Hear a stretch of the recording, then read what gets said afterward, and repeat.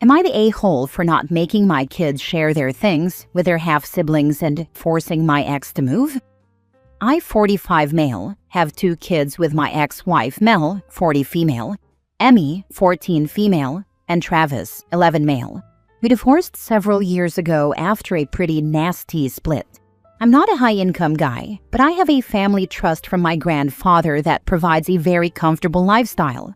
It wasn't counted in the divorce, nor could it be touched for child support or alimony, which Mel still resents to this day. Mel never went back to work after the divorce. She used to be a teacher, and I let her live rent-free in one of my parents' properties so the kids could stay close. She's since remarried and has 2 more kids with her new husband, but money still seems to be a major issue in that household. Here's where the real issue starts. My kids have a much nicer life, for lack of a better term. They go to private school, get good gifts, recently a Switch 2, lacrosse gear, and a new MacBook, and take vacations with me and my family. Their half-siblings don't get the same, and it's led to a lot of jealousy and fighting. My kids refuse to share their stuff with their half-siblings anymore because things have been broken in the past, like a PS4 that mysteriously stopped working after a visit. They don't want their stuff ruined, and honestly, I don't blame them. Apparently, this caused yet another meltdown between Mel and her husband, and now she's banned the kids from bringing their gifts to her house at all. So now they're staying with me more, because why would they want to go somewhere they can't enjoy the things they own? This set off a domino effect. Mel is now filing for child support, which, again, she's allowed to do. And in response to everything, my parents told her she'll need to start paying rent in September. She's now claiming she can't afford it and that we're forcing her to move out of state, even though she can't take the kids with her. It's turning into a full-blown meltdown. But here's the thing, and I know this is harsh, at some point, she and her husband need to get it together and stop blaming me and my kids for their lack of resources. Life isn't always fair. Our kids have different opportunities, and that's not my responsibility to balance out. I'm not going to tell my kids they have to share everything just so their half-siblings don't feel bad. That's not how the world works. I could help more, sure, but why should I keep picking up the slack because she and her husband can't provide? I already let her live rent-free for years. I don't think I owe more than that. That said, maybe I'm being too blunt or dismissive. Am I the a-hole? Now for the top comments. Your ex has not gone back to work, remarried, and her new husband and kids live rent-free along with your kids in a property owned by your parents. Your ex wants you to subsidize her and her new kids. Not the a-hole, but you should go to court for majority custody. The environment at your ex's is toxic. Yeah, I'm kind of baffled that this woman never bothered to manage her own finances and expects her ex to give her money. And she's married. And what the heck did they do with their money if they didn't even need to pay rent? Me, I'd have a good-sized nest egg and be working on buying my own house. Ex obviously didn't take advantage of the extra resource she had while she had it. You need to go to court and get custody of your children. Their living situation with their mother is toxic and not good for them. You have done more than enough for your ex by allowing her to live rent-free in one of your parents' properties. If she goes to court, I don't think they will do too much because you are contributing by letting her live in the rent-free property, but it would be a good time for you to try and get custody. From what OP writes, it sounds like she was getting more via the free rent than she would from child support. That's based on the parent's income and standard of living. It sounds like his child supportable income is minimal, and their standard of living was based on what his parents could or can provide, rather than what OP could provide. So there's a high chance that she would receive far less than what she was receiving by way of free rent. Next story. Am I the a-hole for rejecting my father's attempt to be in my life after 20 years, and for not wanting to form a relationship with his young children? My father was never in my life. I'm 20 male. His parents and siblings were. I grew up seeing them once a week, and sometimes more if they had things going on. My mom was on good terms with them. But him? The first time I saw him was 6 months ago. He showed up at a cousin's wedding that I was also attending. Then I saw him again 2 weeks ago. He approached me at my grandmother's birthday party. He said he was sorry for not being there and that he wanted me to know he wanted to try and prove himself to me. He said he wanted me to give him a chance. I told him it was way too late and I wasn't interested. He asked if he could change my mind at all. I said no. Then he tried to tell me that he'd drive over once a week if I agreed, and that he'd be there for me. He'd pay for stuff like he never did before. He offered to do anything, and I told him nothing could make up for 20 years of never seeing his face, of Mom being forced to raise me alone. I said he didn't get to change his mind after all her hard work. He ran back to his wife looking dejected. His wife approached me just before I left, and she asked me to consider a relationship with her and my father's children. They have 3 kids under 8. She said they wanted to approach me both times they saw me, but they didn't feel like I wanted them to. She said my grandparents were willing to give us a chance to get to know each other. She said it would be great if we could be in each other's lives. I told her I understood she was looking out for her kids, but I'm an only child in the ways that count for me. I said I'd be friendly with her kids if I were speaking to them, but I didn't want a deeper relationship. She left it at that. Following the party, I heard from my 2 aunts, and they wanted to know why I was unwilling to work on any of this. They said they could understand my feelings toward my father, but they felt like I was throwing away a chance to have something I wanted as a kid, something I deserved. Their bigger issue was me refusing to form a relationship with those kids. They asked me what my reason for that was, and I told them I don't have a dad or a second parent. I only have Mom. She only has me. Therefore, I'm an only child. I said they would be more like cousins, but I wasn't going to string them along and let them think I wanted to be their brother. There's been a lot of back and forth since with my aunts. They do not support my decision. They said whether I like it or not, I am not an only child, and while that is biologically true, the man raising them had nothing to do with me and had no part in making me who I am. The only parent I have is my mom. I can acknowledge I'm still related to these kids, but I cannot find it in me to care enough to form a relationship. I'll be friendly like I told their mom, but ultimately, I wouldn't ever go out of my way to spend time with or get to know them. Am I the a-hole? Not the a-hole. Shame on your aunts. It's ludicrous that they expect you to show up for his kids when he never showed up for you. And I can only imagine that it would be painful for you to see him raising those children when he never even saw you as a child. He's a sperm donor at best, and I highly doubt he paid child support. So as well as being absent, he's also a deadbeat. Where was their concern for a child not having their family around when you were the child in question? Did they harass your dad about his scummy behavior the way they're now harassing you? Just because you share genetics with these kids, that doesn't make them siblings. He never paid child support. My mom fought for it, and my grandparents actually funded her attorney, but he never seemed to have a job or was claiming welfare, so nothing could really be done. I know his family did talk to him back then, and then he moved and stopped talking to them until a year ago. But still, they could give him grief about it now instead of me. Not the a-hole. Your sperm donor blew it 20 years ago by running out on his wife and baby. He doesn't deserve any chances. Besides, I notice how young their kids are and can't help but think that they are using this as an attempt to get a free babysitter. It could be that, or it could be his wife just wants her kids to have a relationship with me. It doesn't really influence my answer though, but regardless, I would never be a prick to kids and they did nothing wrong. Their parents could save them a lot of heartache if they don't make promises on my behalf. I know some people are awful for that. I'm wondering when the wife found out about you since they weren't in contact with his family until a year ago. She might be a decent person and was not thrilled when she found out what he did. She seems like she is both making overtures and trying to respect your wishes. It's possible he's trying to do damage control on his own marriage. And that's why your family is trying to talk you into having contact with the kids. They need to back off, but it would make more sense if wife and kids are good people, and she was really upset when she found out what he did. It's possible, like she did back off after we talked. She didn't keep pressing the issue like he did, and she didn't try to shame me. So I won't rule that out, and I don't want to think the worst of her. My interaction with her wasn't terrible. Next story. Am I the a-hole for refusing to let my older sister stay with me after what she did to my brother when we were younger? So I, 23 female, live alone in a small apartment that I've worked really hard for. I keep to myself, pay my bills, and try not to bother anyone.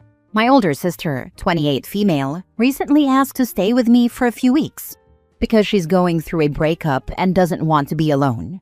She said it would only be temporary, but I told her no, and now half my family is calling me heartless. But here's the thing. When we were growing up, my sister hated our little brother who is 2 years younger than me. So he was around 10 when this happened. I honestly believe she bullied him. She'd scream at him over nothing, blame him for things she did, and my parents always believed her. One time, she locked him outside in the middle of winter for being annoying and left him there for almost an hour while she played video games inside. I'll never forget how red his hands were when I let him in. I begged my mom to do something, but she brushed it off as sibling fights. It wasn't just one incident. My brother used to cry to me at night because he thought no one in the family liked him. When I finally moved out, I took him in a few weekends at a time just to give him peace. We're super close now. He is 21 and doing well, but to this day he has zero contact with our sister. She never apologized or even acknowledged how she treated him. So when she asked to stay with me recently, all I could think about was how cold and cruel she was. I told her no, and she went off, said I was punishing her for childhood stuff, called me cold, selfish, and dramatic. Our mom took her side, as usual, and said I was letting my grudge break apart the family. But I'm not holding a grudge. I just don't want to live with someone who made my brother feel worthless for most of his childhood and has never once owned up to it. So, am I the a-hole? Now for the top comments. Not the a-hole. How many members of your family supporting her have offered to take her in? What goes around comes around. Not the a-hole. And you handled it way more gracefully than I ever could. Yep, we've got another golden child. Do not ever let her in. She is vile and vicious. Honestly, I don't think you're the a-hole here. You've been carrying a lot of weight seeing how your sister treated your brother, and it's not something that just goes away because time passed. What she did was really cruel, and the fact she never apologized or acknowledged it makes it even harder to just welcome her into your home. You're protecting your peace and standing up for your brother, which is more than fair. Family can be messy, but that doesn't mean you have to sacrifice your own well-being or let someone toxic back into your life. You set boundaries, and that's okay. Agree with this comment. Clearly, the sister in question has a history of toxicity. You don't want that in your home, not the a-hole. Last story. Am I the a-hole for telling my sister-in-law her son's speech impediment might be because of the way she talks to him? My husband's sister has 3 kids, 6, 4, and a 1-year-old. I don't know how to explain it, but she coddles them a lot.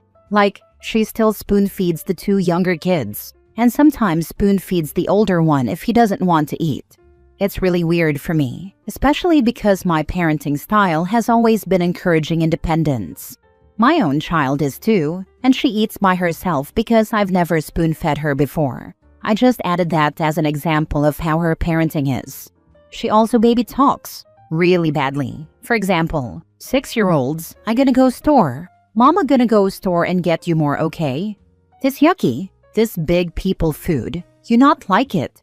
It makes me inwardly cringe because she also does this annoying baby voice to all the kids, including the 6-year-old. My mother-in-law does it too when she speaks to the kids, but I asked her to talk to my child normally. Her oldest has a speech impediment. He doesn't stutter or anything. He speaks clearly, in a baby voice. His grammar is worse than my 2-year-old's, and he repeats words a lot. He speaks exactly how his mom talks to him. We were together the other night, and the 6-year-old was trying to explain something to my husband, and my husband just stared at him, looked at his sister, and said that he couldn't understand anything the 6-year-old was saying. His sister just laughed it off and explained what he was trying to say, but my husband was concerned and brought up the fact that he's going to 1st grade and talks like this. His sister just said he'll grow out of it, and that speech therapy won't do anything. I couldn't help myself and spoke up, saying that maybe if she encouraged proper language and spoke to him in a normal voice, it would help. She and my mother-in-law did not like that. They got angry, and told me that I'm just way too harsh of a parent and that I'm a horrible person. I left in tears, and my husband says that while he agrees with me, maybe it wasn't my place to bring it up. Am I the a-hole? Not the a-hole. They always shoot the messenger, but someone needed to step in and do something, so this kid doesn't get obliterated into being the weird, lonely kid for all of school. And the fact that they immediately got defensive and said OP is a horrible person, OP didn't go to personal attacks and name-calling like behavior. This poor kid is gonna get made fun of. Kids can be mean, not the a-hole OP. If she thinks you are harsh, wait until the first grade teachers get a hold of her. Not the a-hole. Someone has to say it. My thoughts exactly. The teacher will think it's the child until the teacher hears the mom talking to the child like that. Then the mom will find out speech therapy is part of school, and it does help. Reading teacher and dyslexia practitioner here. He is going to have all kinds of trouble in school. Unfamiliar words for reading, writing, and speaking because of that. Let's not even talk about social skills. I could go into detail, but he is going to struggle. For how long depends on the child. Hopefully, he will pick up the language quickly once he is in school and is aware of how to communicate with his peers. Did he already attend kindergarten? If so, how did that go? I'm not giving a judgment. I understand it can be hard to stand by when someone's behavior is massively hindering a child. That said, talk to your husband about how he could best approach it using facts, not opinions on how his language will affect him academically and socially. Am I the a-hole for refusing to forgive my brother for sleeping with my now ex-girlfriend after my accident and for refusing him closure? I, 33 male, was in an accident when I was 22 years old. It was nearly fatal, and I suffered a TBI as a result. I had been dating Jessie, 33 female, for 5.5 years at that point, and she was at the hospital with my family, including my older brother Cameron, 35 male. Soon after the accident, Jessie found out she was pregnant and terminated with Cameron's help. A while after that, they started having an affair. My sister caught them and forced them to tell me when I recovered enough. Jessie eventually confessed, but she acted like we were going to work through it. I made it clear that would never happen, and I told her I never wanted to see her again, and that I wouldn't be going back to our place ever again. Cameron tried to shame me for that, but I kicked him out and refused to see him. Our sister let him know he was dead to me, and that I'd never forgive him for it. For a while, he let me work on recovery, but he tried to make amends or whatever. I rejected it, and then I found out he and Jessie were together and expecting a baby. The whole thing made recovery so much worse, and my sister was honestly the best support and the only person I fully trusted through it all. My parents wanted me to work things out with Cameron and Jessie. They wanted us to be a family, and I just couldn't deal with them trying to force me into that, after the way I'd been treated. My sister had to be my advocate at times when I couldn't do it myself. I'm back to normal now, but had a health scare last year in the run-up to my wedding. It was stress-related. Cameron found out about the health scare in April, and he asked our sister for my contact details. She refused to give them, so he started showing up at her house until he caught me and my wife there. He was demanding answers about why nobody let him know sooner about the health scare, and why I wouldn't let her share my details. He said we needed to put this to bed once and for all and get closure. I told him I needed no closure, and because he was digging in his heels, I decided to tell him to get lost one more time for good measure. He told me he and Jessie both need my forgiveness, and that they need me in their lives because their kids ask questions and it sucks not having answers. I told him I'll never forgive them, never let them back into my life, and screw him for putting his kids' questions on anyone but him and Jessie. I told him I'll never give him the comfort of closure. I said he should try being in my position 11 years ago, and then have the people who stomped all over you try to demand forgiveness and closure. I told him to get over himself. My sister had to call the police to make him leave. He would not go. She heard from him afterward, and he was ranting at her that I was willing to die spiting them and it's wrong, and if I'm happy, I should move on and forgive, etc. She blocked him and told our parents she is completely done with Cameron too. They're so upset over what happened, and they asked me if there was nothing that could be done to make me forgive. They said they hated keeping my health scare from Cameron and would hate for him to miss out on saying goodbye if the worst happened to me. I told them he should have thought about that before everything. They begged me to be more loving. I admit it pisses me off that they want to brush this all away and for us to play pretend. But am I the a-hole because I won't actually work on forgiving and allowing them closure? Now for the top comments. Your sister is a star. The termination of the pregnancy. Was it yours or his? It's not really clear. Yes, she is. And I'm so glad she found out. Otherwise, I could have lived in the dark and raised Cameron's kid not realizing. The pregnancy she terminated was mine, but with Cameron's help. He took her to the clinic, etc., and the affair started after that. Such a romantic way to fall in love. Not the a-hole. What exactly do they want you to do? Tell the kids how their parents cheated, that their mom actually been pregnant with their cousin, which led to said cheating, and that you hate their parents' guts? Like, what exactly do they think would be smart about forcing a relationship? You owe them crap, and your parents show clear favoritism. That they still don't understand why 2 of their kids now is no contact. They expect me to be the loving uncle, brother, and brother-in-law, and to act like the past never happened. But you don't forget stuff like that. Nor should you. Get a restraining order on that a-hat of a brother, so you can be completely done with him. No one is entitled to forgiveness. Your brother's a special kind of POS. How entitled his brother is to feel he needs health updates on OP when he cheated on him with his girlfriend when he was literally in the worst health condition of his life. What a prick. Next story. Am I the a-hole for buying my granddaughter's school supplies instead of paying towards my stepson's back child support? I'm 52 female, have been married to my husband for 8 years. We both have adult children from previous relationships. My stepson is 31, is sort of shiftless in employment. He works sometimes, works for cash, works out of state on temporary jobs, etc. He's never worked a regular steady job. He generally does odd jobs until he falls behind in all his bills. Then he takes a temporary job, usually construction out of state.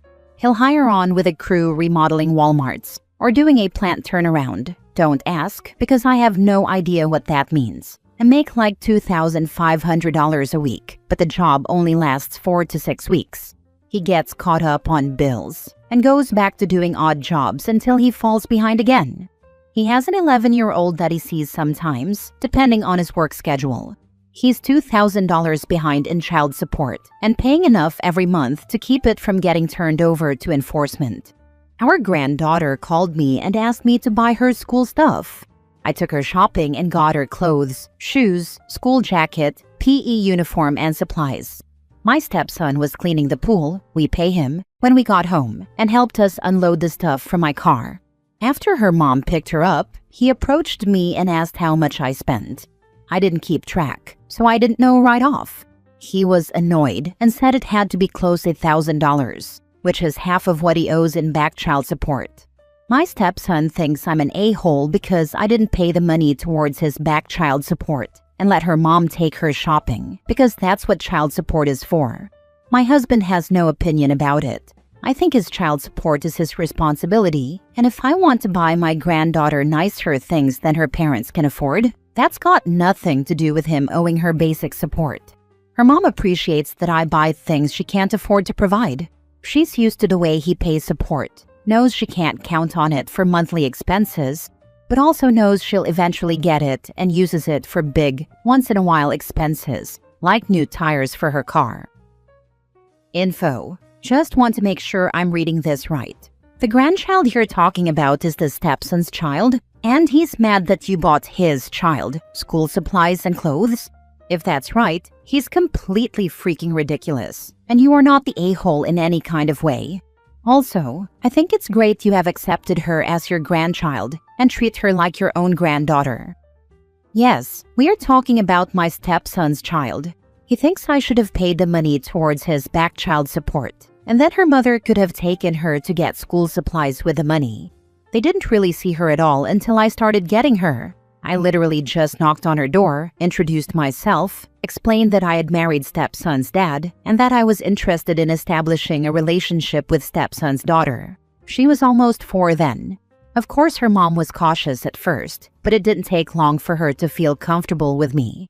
I pick her up when I want, keep her for whole weekends, take her on week-long vacations, out-of-state cruises out of the county, half-days on holidays. My in-laws swear she intentionally kept them away, but I have always found her to be extremely reasonable. Wanna bet that the minute his kid no longer has mandated child support, steps and gets a full-time job? His bad behavior and choices are not on you. Part of being an adult is paying your debts. You did something nice for his kid. The only words out of his mouth should have been, "Thank you." I think they call that retroactive child support, and mom can keep him on the hook for however long it takes. He's a damn fool to think she isn't gonna get a payday eventually. True story. My baby daddy played that game and still owes over $20,000, and our kid just turned 21. And it's probably not mom keeping him on the hook. That's usually done through a government agency that keeps track. And when he stops paying, they put him on a watch list to screen for new employment without waiting for him to notify them. So, you've stepped up as a grandmother more than her own father has stepped up for her. Honestly, your stepson can suck it. Keep being a good grandmom. I actually missed my daughter who grew up and wanted a little girl to spoil. It's good for her, but I like having her around, so it's good for me too. Next story. Am I the a-hole for running away because my parents were late to my graduation over a labubu? Okay, I know this sounds ridiculous and insane. I, 18 female, am adopted and was adopted as a baby. My parents thought they couldn't have kids, even tried IVF. So when my sister Princess, 10 female, was born, it was a miracle. Everything changed. Princess was spoiled and clearly the favorite. She never got in trouble, was always right, got whatever she wanted, and acted however she wanted.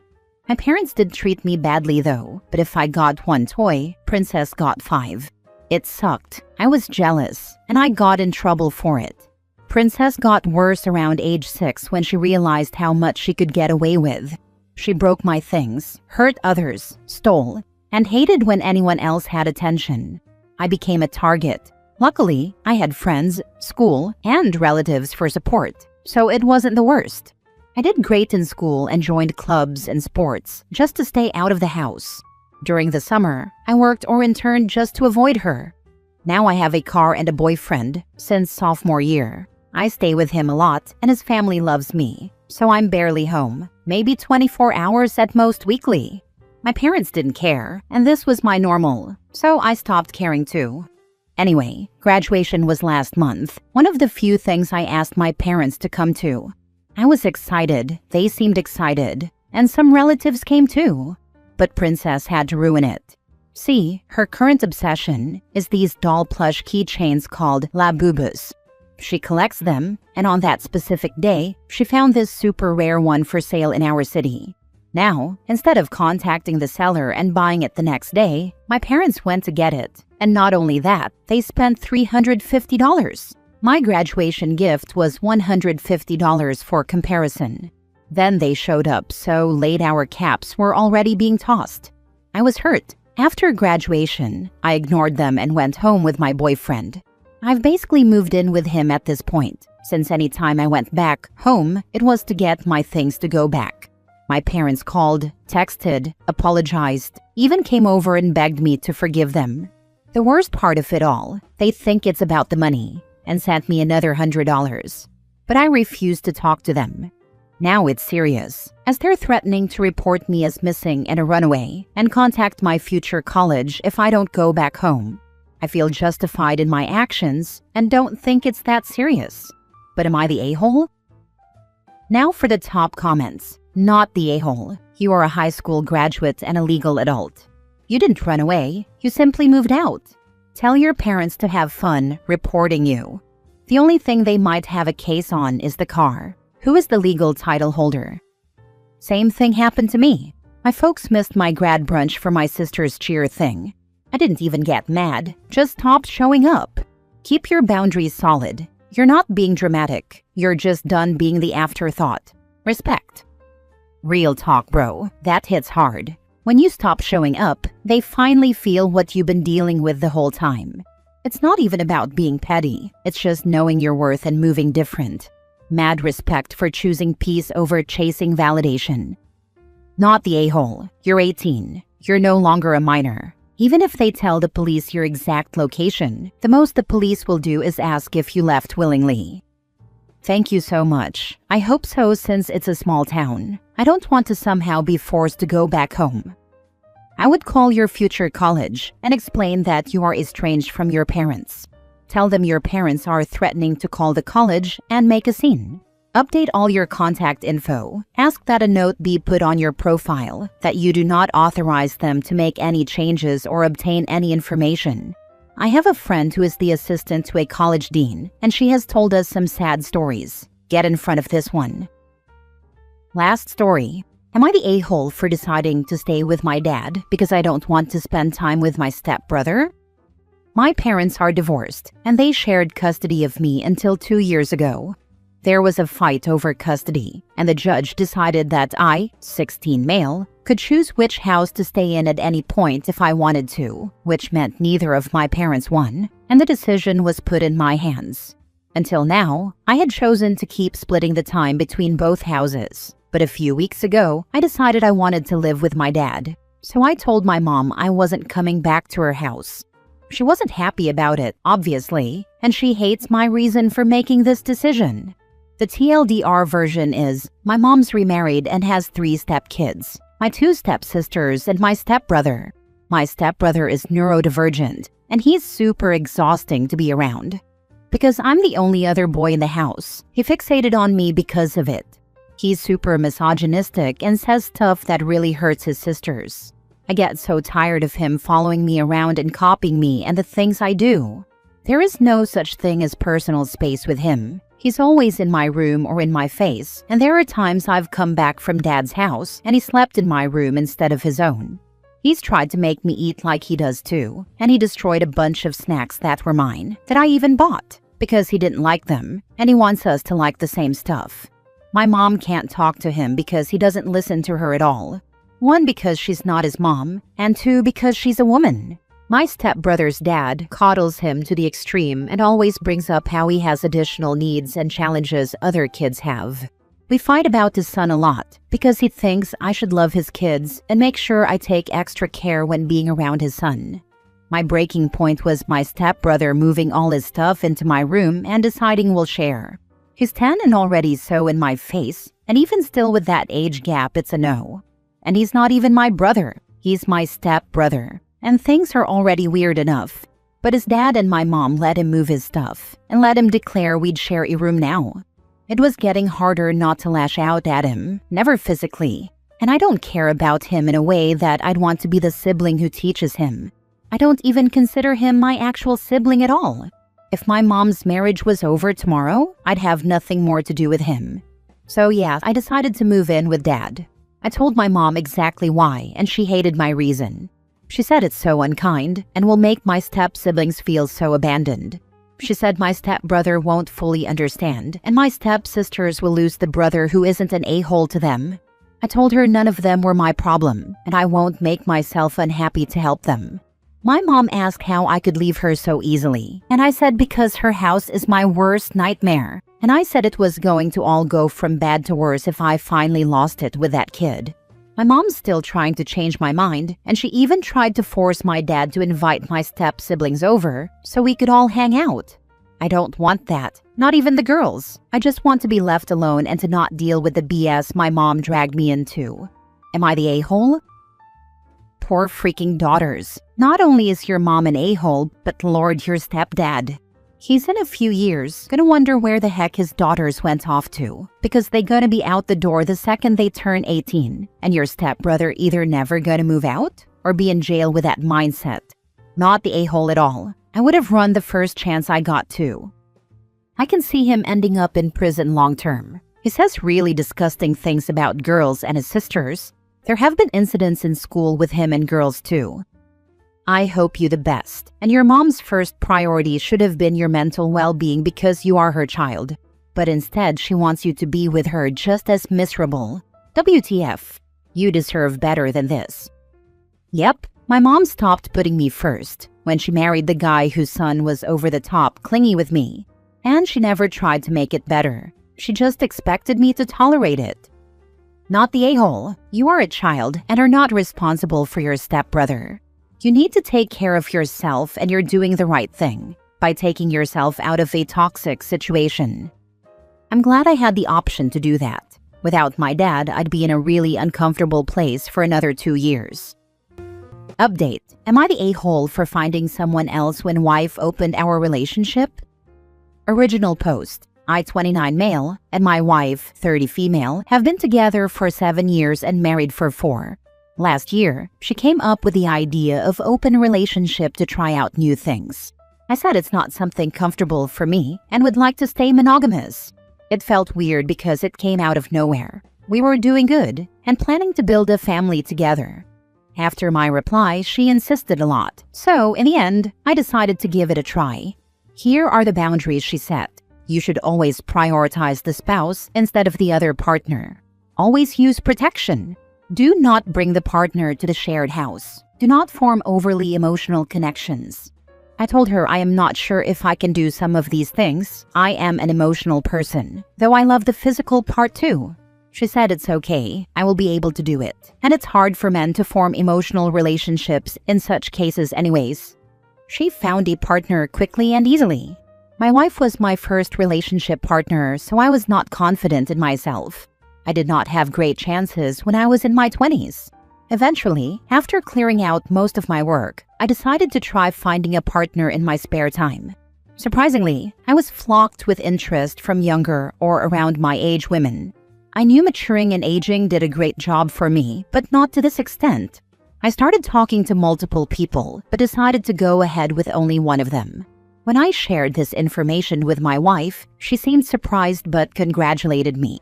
She said she is shocked how beautiful this woman is, and I was able to get her. It has been 10 months since finding a partner, but the more I got to know them and spent time with them, we formed an emotional connection together. This woman is aware of my situation and respects my boundaries.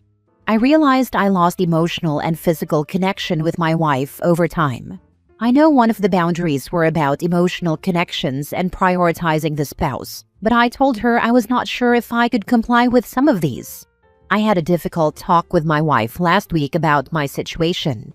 She immediately offered closing the relationship and going to couples counseling, but I am not interested, to be honest. She feels no different than a friend for me, and I am afraid I built resentment for her due to the open relationship situation.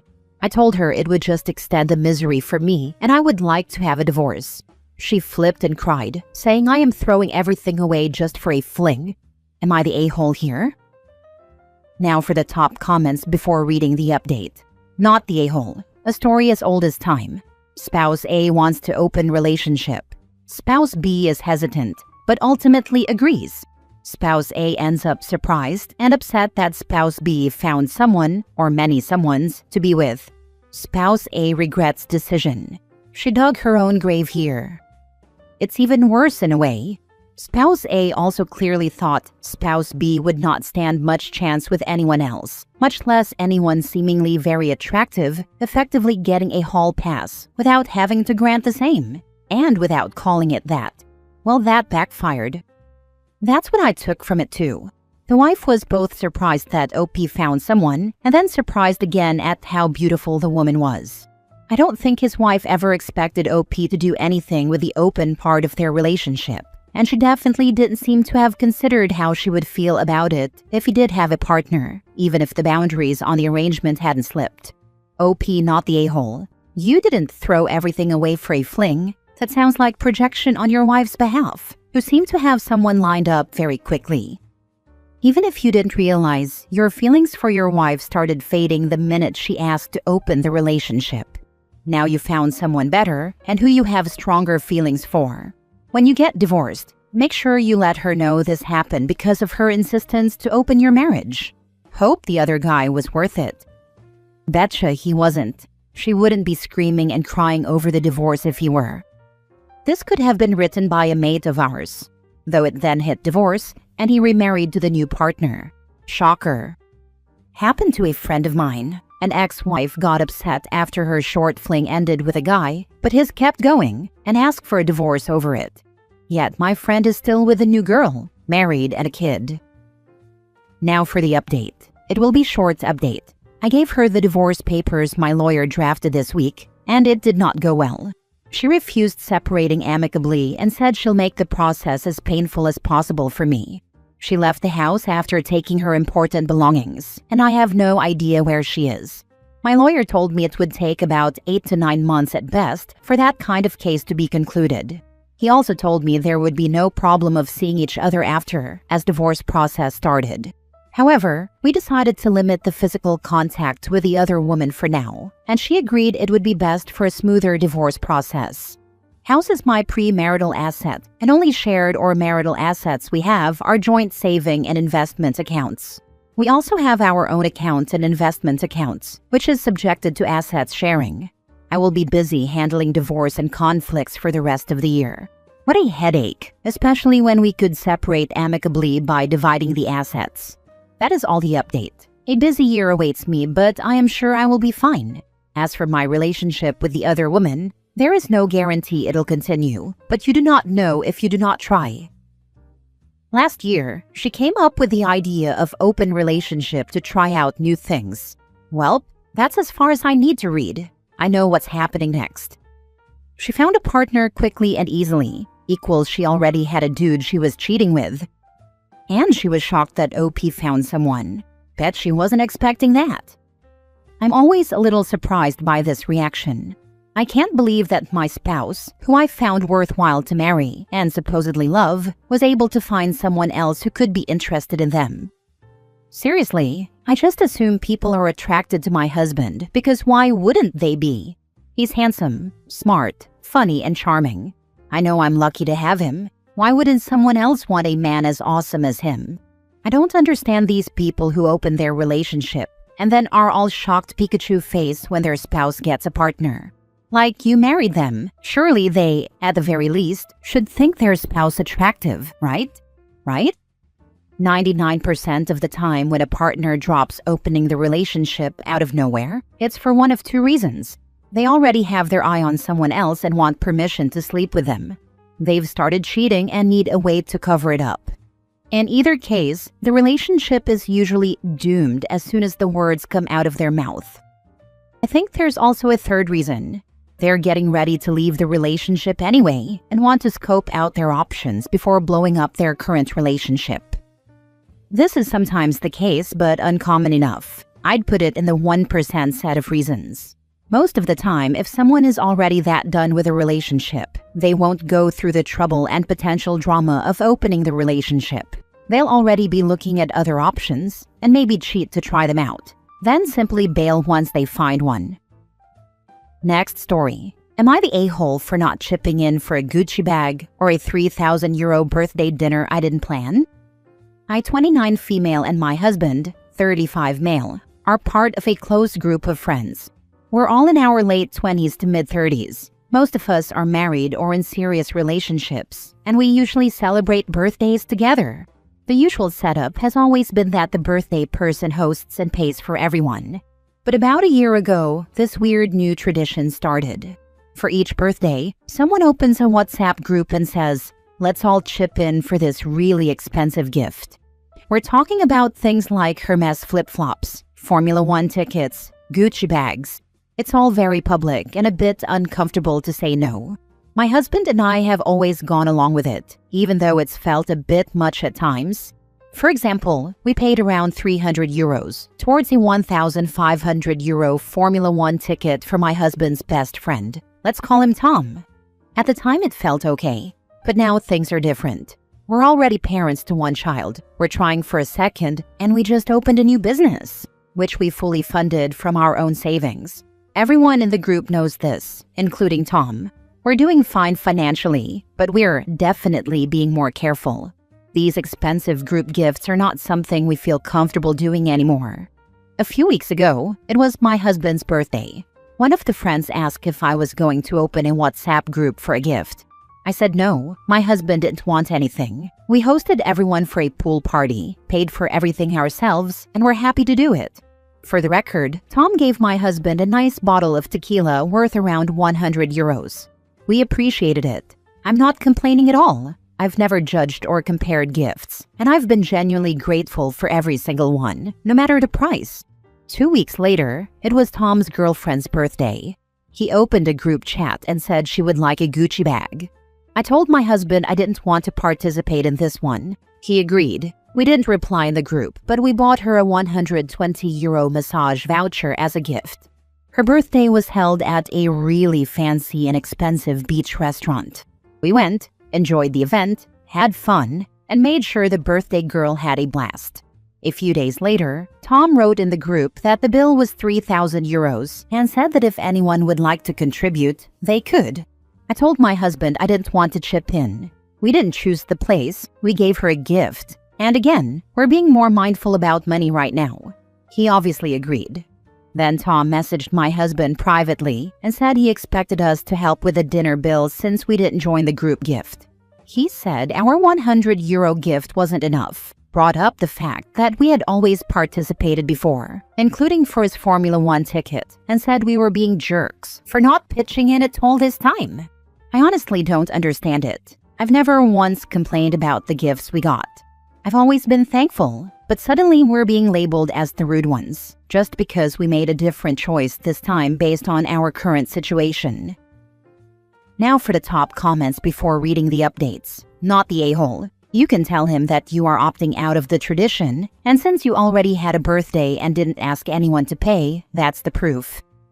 I think, unfortunately, with many of these entitled greedy people, you need to spell it out. You should have opened a group chat for your husband and explained your situation, and said whatever you want to bring is fine, but we are opting out of these gifts for now and still look forward to celebrating with everyone. See you at our party. Subtle doesn't work on the clueless. 100%. If they hosted their own party and didn't expect anything from the group, it's wild for anyone to act entitled later. And to be honest, people forget generosity isn't a subscription service. Not the a-hole. Serving you with a bill after the fact, without informing you before the event that this would be expected, is not a fair, friendly move. If Tom wants to buy expensive Gucci bags to his girlfriend and plan 3K dinners, that's great. But he can't expect the same level of chipping in from everyone else. It's his girlfriend, not everyone's. If Tom was a good friend, he wouldn't have stepped on multiple boundaries and calling you jerks for not paying for his ideas. Exactly. It's wild how quick some people are to throw labels like jerks when you simply set financial boundaries. OP was more than generous, and expecting anything beyond that without upfront agreement is just entitled. Now for the updates. After reading all the comments here, we realized we might not have been as clear as we thought. So we decided to write a message in the group chat with all our friends.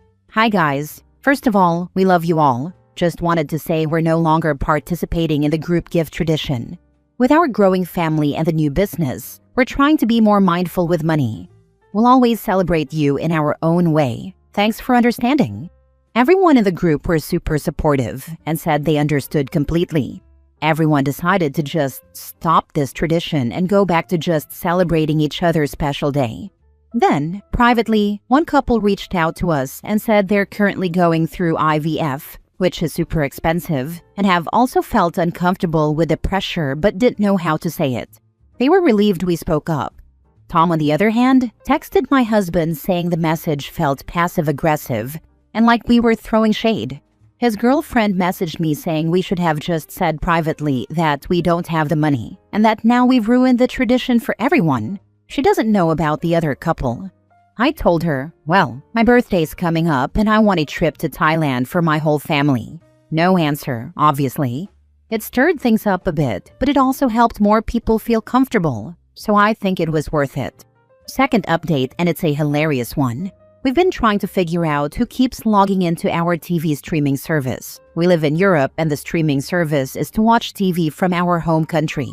We pay about 280 euros a year for it and can only use it on 2 devices at once. We kept being logged out of our living room TV.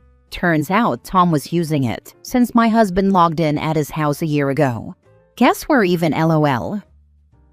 Is this the same friend that was rude to your parents? Haha, I can't believe you made the connection, but yes. He apologized, sort of. They went on with their lives. And now this. He also ruined your wedding. Why do you still have him around? Last story. Am I the a-hole for telling my boyfriend to find his own place because he can't handle living in my art studio? I, 32 female, rent a converted warehouse loft in the arts district.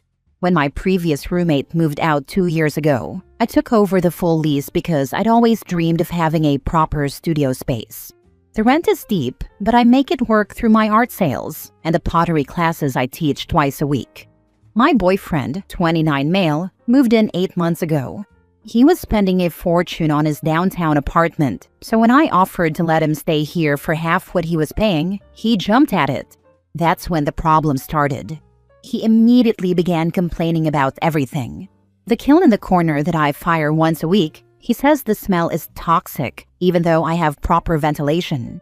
The pottery wheels set up in the main living area. He thinks they make the place look unprofessional when his colleagues might visit. The paint splattered drop cloths, covering most of the floor. He wants me to roll them up every evening so we can have a normal living room. But the final straw came last month when he found out about my weekend workshops. I've been teaching small groups of 4 to 6 people basic ceramics on Saturdays for the past year. It's good money, and I love sharing the craft. When he realized strangers would be coming to our apartment regularly, he lost it. He demanded I find another venue because he doesn't want people tracking through his living space with muddy shoes. I explained this isn't just where I live. It's my workspace, my business, my artistic practice. I was doing all of this before he moved in. The whole reason I chose this place was because it's zoned for residential and commercial use. Last weekend, he actually hid in the bedroom during my workshop and then complained afterward about the noise and mess. He said that since he pays rent, he should have a say in how the space is used. That's when I snapped and told him maybe he should find somewhere else to live if he can't handle what this place actually is. Now he's giving me the silent treatment and acting like I'm being unreasonable. But I feel like he moved into my established life and workspace and is now trying to change everything about it. This loft was my dream space long before he arrived, and I worked hard to afford it on my own. Am I the a-hole for prioritizing my art practice and business over his comfort in what is technically my rental space? If he's been there for 8 months and you've been doing weekend workshops for the last year, how is he just finding out about it last month? I stopped doing them when he moved in to avoid conflict, but then recently started again because I need the income. Not the a-hole. He decided to move in with an artist and then is surprised and annoyed that you create art there. Compromises are needed when you move in with someone, but it doesn't seem like he wants compromise. He wants control. His concerns are legit, but the solution is he needs to get his own place to address them. The alternative is to go rent a separate art studio somewhere else, and that does not sound financially feasible. Your apartment is doing double duty as your office/workspace and home. You don't meddle in how or when he works in his office. It's unreasonable for him to expect you can't do your professional work in your own office without his input. Not the a-hole. He moved into your art space knowing what it was. Now he wants to change everything? It's your home, your work, your dream. He should respect that or move out. Thank you. That's exactly how I feel. He knew what he was signing up for when he moved in.